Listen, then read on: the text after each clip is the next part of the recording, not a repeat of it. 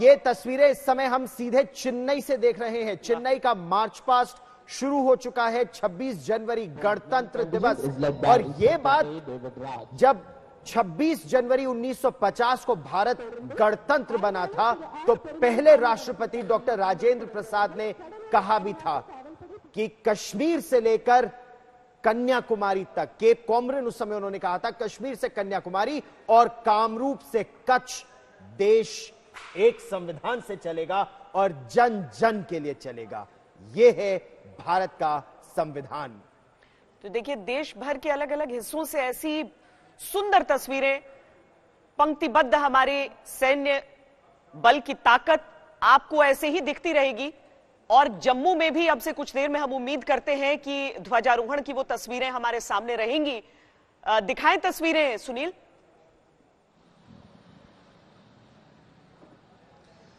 जी बिल्कुल श्वेता और गौरव, आप दोनों को भी गणतंत्र दिवस की हार्दिक बधाई और शुभकामनाएं।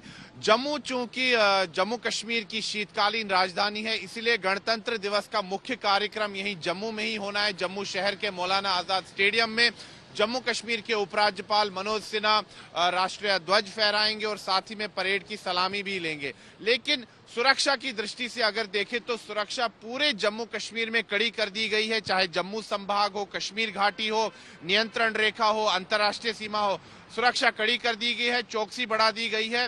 और साथ ही में जम्मू शहर में भी अलग अलग स्थानों में इस तरह के बैरिकेड लगाए गए हैं और पूरी तरह से सुरक्षा जांच की जा रही है। जो भी गाड़ियां जा रही है और कई सड़कों को सुरक्षा की दृष्टि से बंद भी किया गया है, क्योंकि अभी थोड़ी देर बाद जो गणतंत्र दिवस का मुख्य कार्यक्रम है वो शुरू होने जा रहा है। लेकिन जो अहम बात है, जो कल मैं नियंत्रण रेखा पर गया था अखनूर सेक्टर में, और वहां की खास बात यह है कि जो भारतीय सेना जो बिल्कुल नियंत्रण रेखा पर तैनात है, उनको अत्याधुनिक हथियार दिए गए हैं। और खास तौर पर जो आकर्षण है वो यह है कि जो नेगेव लाइट मशीन गन जो कि इजरायल में निर्मित की गई है, इजरायल से निर्यात की गई है, वो अब भारतीय सेना को मुहैया करवाई गई है नियंत्रण रेखा पे। तो ये एक बहुत बड़ा कदम उठाया गया है, क्योंकि अगर आतंकवाद से लड़ना है, पाकिस्तान की जो घुसपैठ होती है उससे लड़ना है, तो आधुनिक हथियार भी मुहैया करवाने होंगे और उस दिशा में भी कार्य हो रहा है। और फिलहाल अगर देखा जाए तो समूचे जम्मू कश्मीर को छावनी में तब्दील कर दिया गया है। श्वेता, गौरव।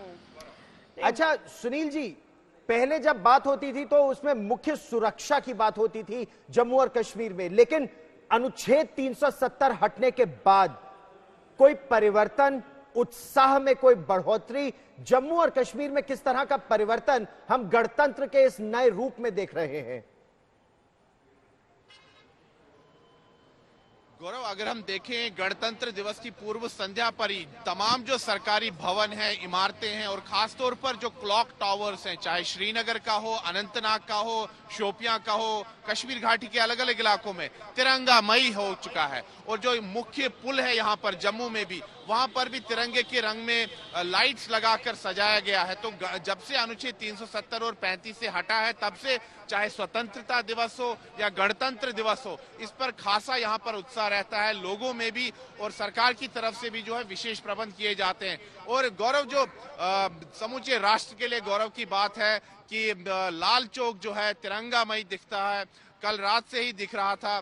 और साथ ही में कश्मीर घाटी के अलग अलग क्षेत्रों में भी अगर हम देखें जो सरकारी इमारतें हैं उस पर अब सिर्फ तिरंगा लहराता है। वही तिरंगा जो देश की आन बान शान संप्रभुता एकता का प्रतीक है, सिर्फ वही तिरंगा लहराता है। वो भी एक समय था जबकि तिरंगे के साथ साथ एक और ध्वज लहराता था। वो समय जा चुका है, क्योंकि सबसे जो उत्तम और जो सबसे बड़ी बात हुई है कि अब हमारा राष्ट्रीय ध्वज जो है शान से लहराता है हर सरकारी इमारत पर, और उसके समक्ष और कोई झंडा नहीं होता है।